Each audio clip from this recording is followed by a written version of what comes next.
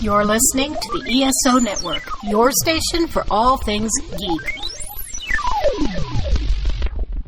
Hello, and welcome to episode 177 of the Soul Forge podcast.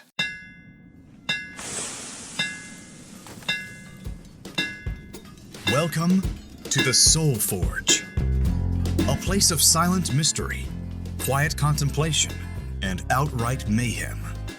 Join your host, Sean Vanderloo, as he guides you through the adventures of living. Together, we'll talk about life and love, sex and dating, joy and heartache, memories and loss, and so much more. Don't worry, it's not nearly as pretentious as it sounds. Get ready for life, the universe, and everything on the Soul Forge.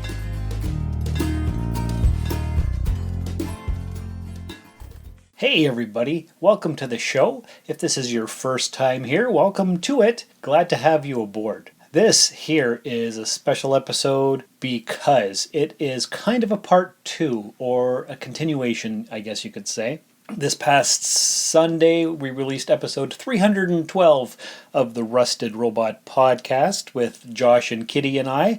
And what we had done was we recorded a bunch of pop culture stuff, talked about the death of Sean Connery, talked about some upcoming shows and different things like that. But we got onto an interesting topic, talking about being embarrassed by your fandom, or more specifically, being embarrassed to show your love or your support of said fandom. Like, for example, the whole thing started when, well, actually, you know what? We're going to get into that into the show.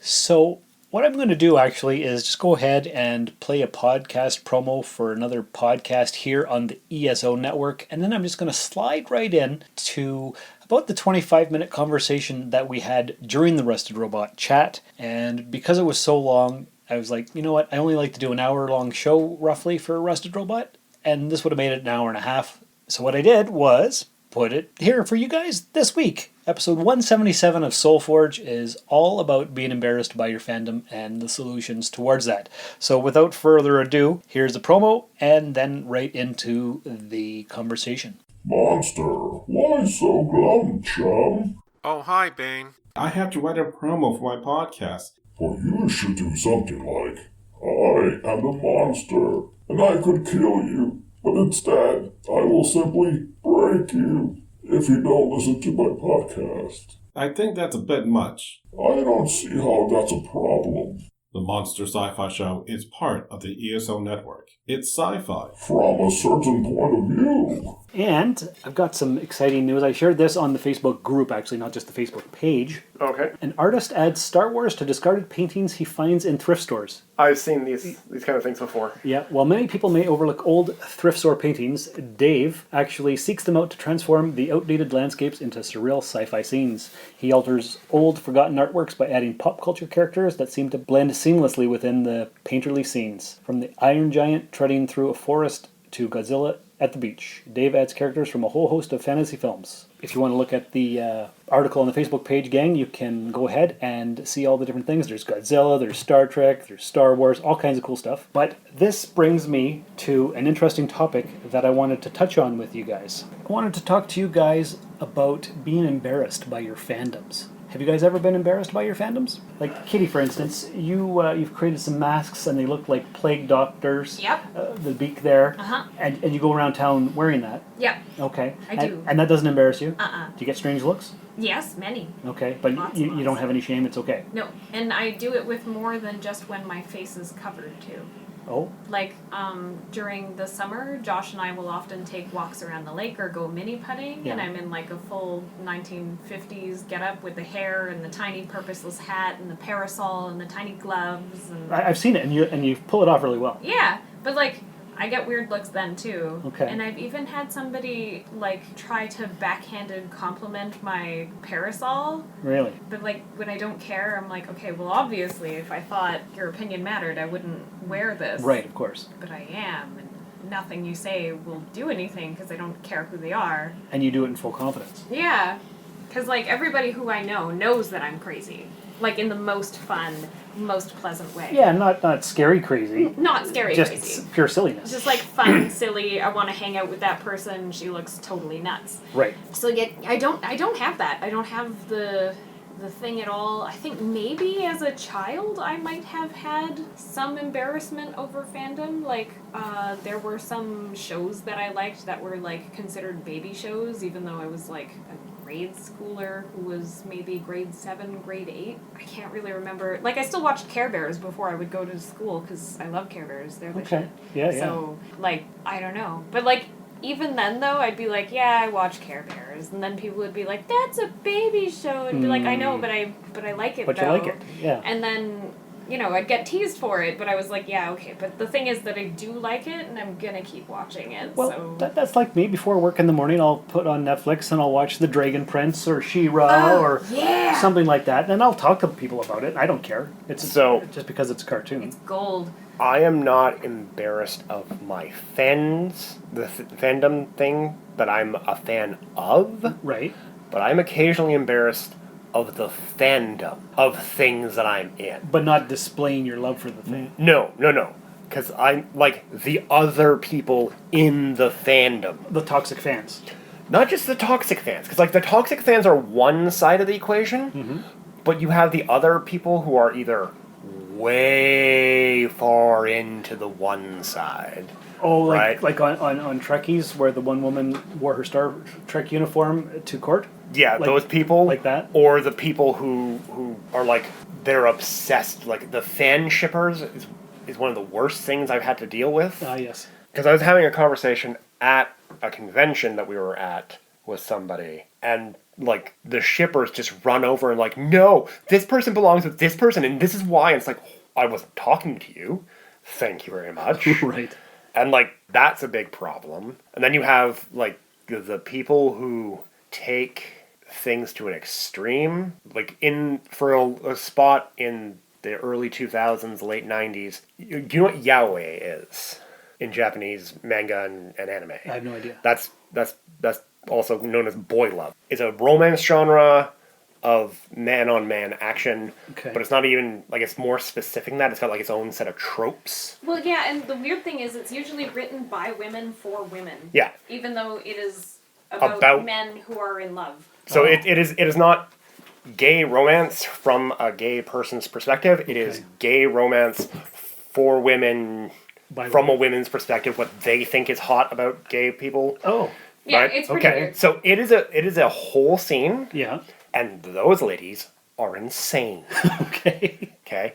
Like for a well, while, like, you know, the super fans are insane. Not everybody who just casually likes reading. No, is not crazy. not the people who are like, oh yeah, I enjoy watching it. No, the yaoi girls running around with the paddles. Yeah, no, they're crazy, and they'll hit you with the paddles too. So. Oh. Okay. Yeah.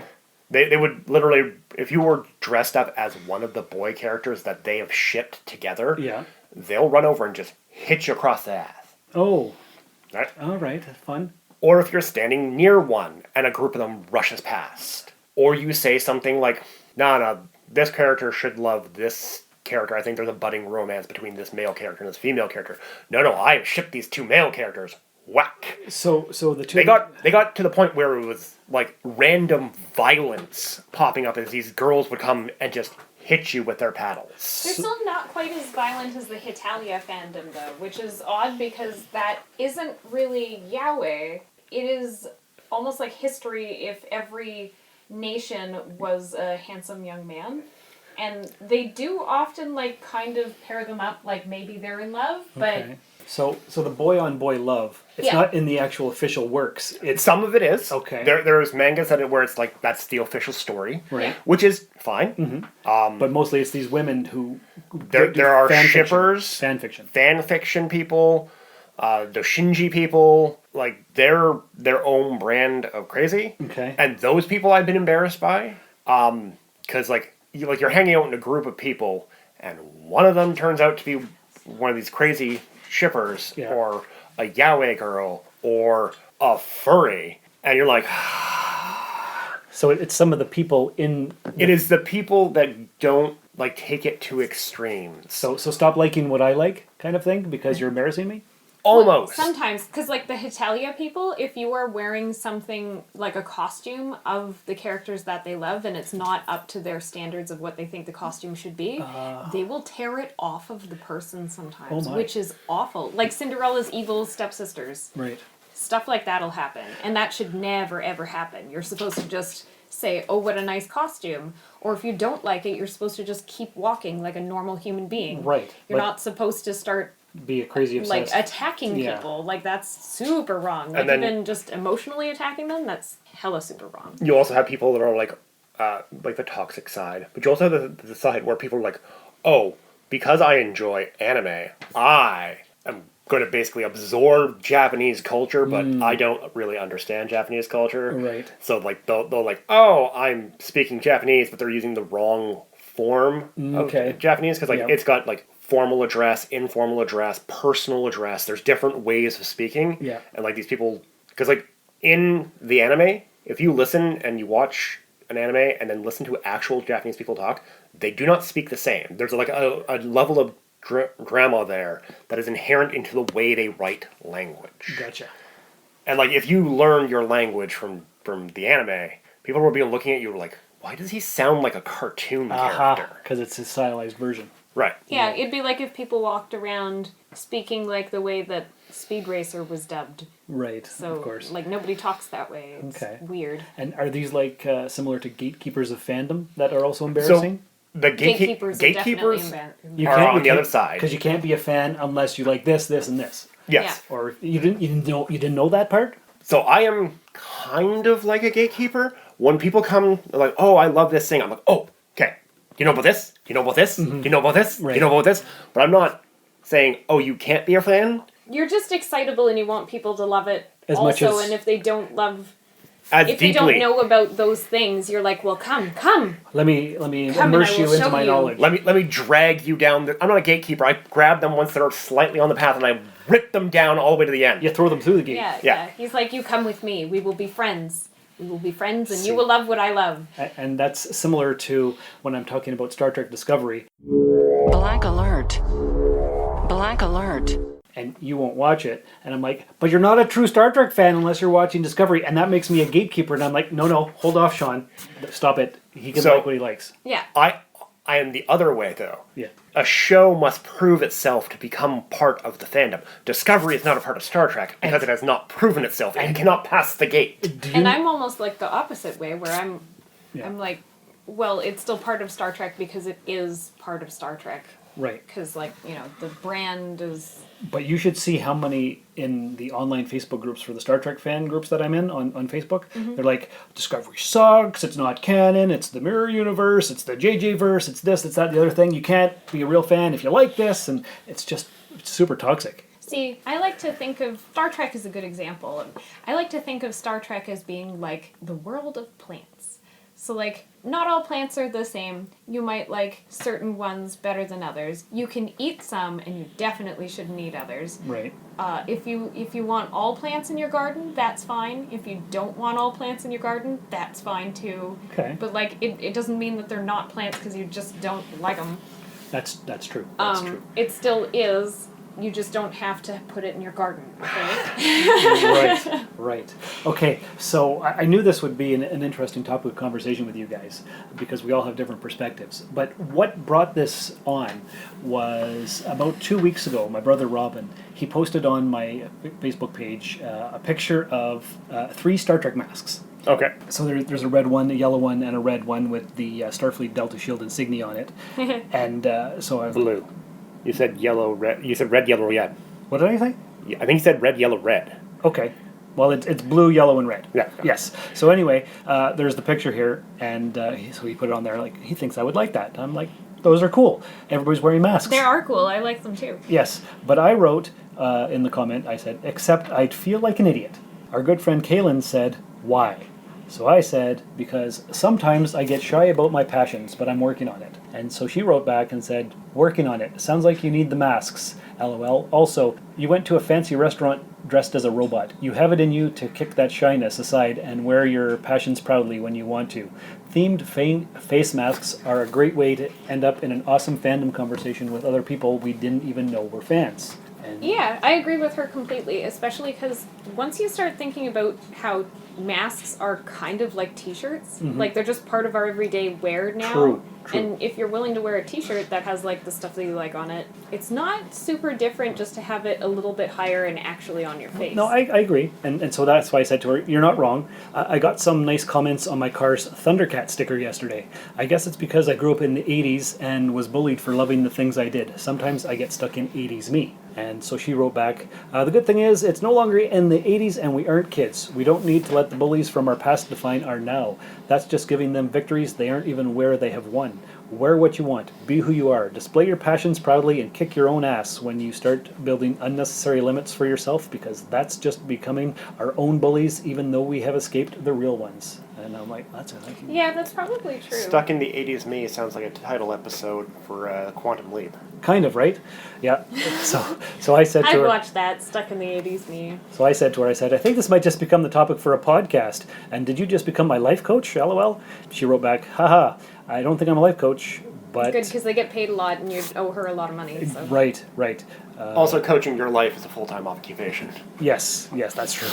Yeah, it's kind of the direction, maybe one of the service I provide, LOL. As for the podcast episode, I'm interested in what direction you're exploring. I thought to myself, this is going to make an excellent podcast topic.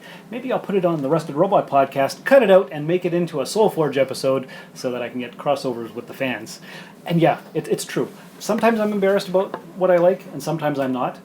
Like, I've always been a Star Trek fan, and I remember in university, I was in a class, and the teacher said, who watches Star Trek? And I looked around the room, and I was going to put my hand up, but nobody else did, so I didn't either. Oh, that's so... Oh, Sean. I know. See, you could have led the way. I could have. Because guess what? Most people watched Star Trek. It's true, but nobody would admit it because back in the mid-90s, you were a big geek, right? So. Sometimes I wonder maybe if I suffered some kind of head trauma. Do you remember how I told you at one point when I was very little, I loved Astro Boy so much that I would have dreams about being Astro Boy and being able to fly. So one day I climbed to the top of my friend's stairs on our second floor and shouted Astro Boy and then jumped off, cleared the first 5 steps, which is pretty good for a very small child. Yes. But then I went down the rest on my head. Ouch. Explains a lot. Yeah, so like sometimes I wonder if maybe that's why I didn't... Because like it is embarrassing when people make fun of you for it. Mm-hmm. I also was like one of the bigger kids when I was like in kindergarten, grade 1, grade 2, grade 3. Yeah. So I would just hit them. Right. Yeah, I hit this height that I currently am in grade 6. 6'2"? 6 foot 1 3/4, yeah. Okay. Yeah. I don't condone violence, but like, you know, especially if you're young and you can't really get in big trouble yet because they're just going to scold you and you're just going to have to be like, oh, I feel so bad, I apologize. Right. Just hit them. Just do it. If everybody in your class sees you hit a couple kids who are mean to you, they'll stop doing it. That is true. And if you're in a class that is overpopulated and you have like 30 kids, you hit one of them. But of course, we here at the podcast don't condone violence. We don't condone violence. Unless you're a small child. But anyways. And getting bullied. Yes. Do it once. So that's my dilemma. Embracing my fandom and being loud and proud. Like my car, if you look at it, I've got a Doctor Who sticker, I've got a Thundercat sticker, I've got an OCP from RoboCop sticker, I've got... Maybe it's because if anybody makes fun of you while you're in your car, you can hit them with your car. Maybe that's... You have Boba Fett tattooed to your arm. No, I don't. It's Bishop. Oh, I'm sorry, Bishop, my bad. You got the Tetley Tea guy. I got the Tetley Tea guy. On your arm. You have the marks permanently on your body for your nerddom. I've got a Vulcan pinup tattoo on my leg. Do you? That's kind of cool. Yes. Have you not seen it? No. I'll show you after. Mm-mm. But the thing is, do I want to wear a mask and let everybody see that I like it? I'm in a car and they can see that I like it. Like, you wear the t-shirt, they can see that you like it. You have it permanently etched into your flesh. Maybe it's because masks are new. Because, like, I remember when it was, like, March and people weren't wearing them yet, how a lot of people that I knew were, like, afraid to wear them. Right. Because they're just like, oh, well, that's weird. And I was just like, yeah, but, like, you're going to have to do it eventually. Look at how cool my mask is. Mm-hmm. Just compare it to the paper masks that everybody was wearing at first, and it's like, those aren't comfortable. They're not. No. They don't sit right. When you get your mask, you can either get one that fits better, or you can get somebody to make you one. True. Also, if they're made out of fabric, as opposed to, like, those little paper ones, the little paper ones are so light. So, like, the little ones that you can get from like the hospital, they don't do a very good job of protecting you. Right. They do a good job of protecting people around you. Okay. But the other ones do a better job of protecting you, because the tighter it is to your face and the less stuff gets through, the less likely you are to be infected. So like say if you're taking the bus and there's like 8 people on it not wearing a mask at all, if you have a thicker fabric mask that's tightly fitted to your face, you're more likely to be fine and not catch whatever grossness they have. Because it doesn't have to be COVID. Right. You don't want the regular flu either. True enough. And if you want to decorate your mask with your fandom, then all the better. And you could have an interesting conversation like Kaylin said. But there's another thing that Plus, most people just kind of like have them, because like now that people have gotten, well, here we still have a lot of people who refuse the mask anyway, but Yes. I wonder how many of them are doing it not really because they're uncomfortable, it's just because I wonder if they're just embarrassed about wearing a mask. That could be. But another thing that I have an issue with is every once in a while I'll see on Facebook, oh, look, you can order a hoodie. And it's in the style of the Next Generation uniform. Yeah, those are really cool. And I'm like, they look really cool, but I don't think I would feel comfortable wearing it out in public. Because, once again, that whole 80s mentality of if you show what you love, you're going to get made fun of or beat up. And I'm a 40-some-year-old man now, and nobody would. You should just Yeah. do it. And Because- anybody who would be one making fun of you, you just turn around and go, what, you're not a fan? What is wrong with you? You're broken inside. You mock them. And if they get violent, you call the cops on them, because this is not the illegal, 80s. yeah. True enough. That's assault. It is. Don't put up with that. It is. And sometimes I wear it on my sleeve like I should. Like I had a car 20 years ago, and I painted a huge Delta shield on the hood. And at the bottom of the car, I painted it blue, like the warp engines of a starship. That's cool. And at the back, I stenciled NCC 1701D. So I drove it around like it was the Starship Enterprise. Amazing. So I do that kind of thing, but then I get embarrassed about wearing things. And so, like even a T-shirt with Star Trek on it, sometimes I feel like I shouldn't wear that out in public. See, now if it was just your style to just not like wearing the thing, because like that's also a thing, like people have different senses of style. Like I tend to wear a lot of 1950s style things. They don't have anything But printed on them all suits the you, though. time. But like that on its own is a weird thing. But like say if I didn't want to dress flamboyantly that way and I just wanted a plain ass t-shirt with nothing like printed on it, you can just wear a t-shirt Yeah. and jeans with like no labels or whatever. But Yeah. I still like the things. That would be different. But because you want the things and you're like afraid to wear them, that's what makes me sad for you, because it's not your style to just have plain things. You clearly want that thing Yes. that you saw where you're like, I want that. You should just listen to the first instinct and get it, because if other people didn't like it, it wouldn't be for sale. And who cares what people think? Yeah, but Yeah. also if you are afraid of people making fun of you for it, they wouldn't be selling it if it wasn't making them money. There's a lot of other people buying them. That's true. Like masks online, it has the face of the predator. Yeah. You know, where the mandibles are open and the big teeth. Yeah. And I'm like, that would be really cool to have. Yeah. Would I wear it though? I don't know. See, I don't know if I would wear that because it kind of looks like a vagina. So Yeah. Well, there's that. But so that's my dilemma. Sometimes I'm out and proud. I host a geek podcast for the last 7 years. I have bumper stickers that says Mr. Spock for President. You know, like sometimes I'm like, I should just take all these stickers off my car, and sometimes I want to just fill it up with more. Like I want to cover the whole. like have a wrap. Yeah, a wrap of just comic book Would be pages. so cool. Like there's all Just- kinds of things. So I'm so conflicted. okay, first of all, sci-fi geekdom is mainstream now. It is. It is. And I'd have no trouble wearing a Star Wars t-shirt because everybody loves Star Wars, even non-geeks. So that doesn't bother me. But wearing my Star Trek things because it's still seen as... No, it's just because Timmins in particular is less of a Star Trek city. Is that what it is? Uh-huh. There are regional differences. True. And I do not understand why. We are a Star Wars DC city. Yeah. Now, almost everybody who likes those things also likes Star Trek and also likes Marvel and other comics as well. It's just that for things that are purchased, DC sells better. Okay. I'm not entirely sure why. Right. Maybe it's because everybody wants to be the Dark Knight billionaire guy who can just run around creating havoc everywhere that he goes because he's rich, and also nobody knows that he's the Batman, so he can beat people up at night and then go philandering during the day, Right, and right. no consequences affect him. Whereas like Spider-Man is like concerned about his loved ones and like doesn't want his Aunt May hurt, and he's a high school student, so he's not a student anymore. He'll be a student again. Yeah, but he's been graduated, he's in debt, he still lives with his aunt, he works for a boss who's a jerk. No matter what he does, it's never good enough because he's portraying himself as a hero, and his boss is like, let's flip this and make it look like he's, a bad guy. So, nobody wants to be Spider-Man because we all are already.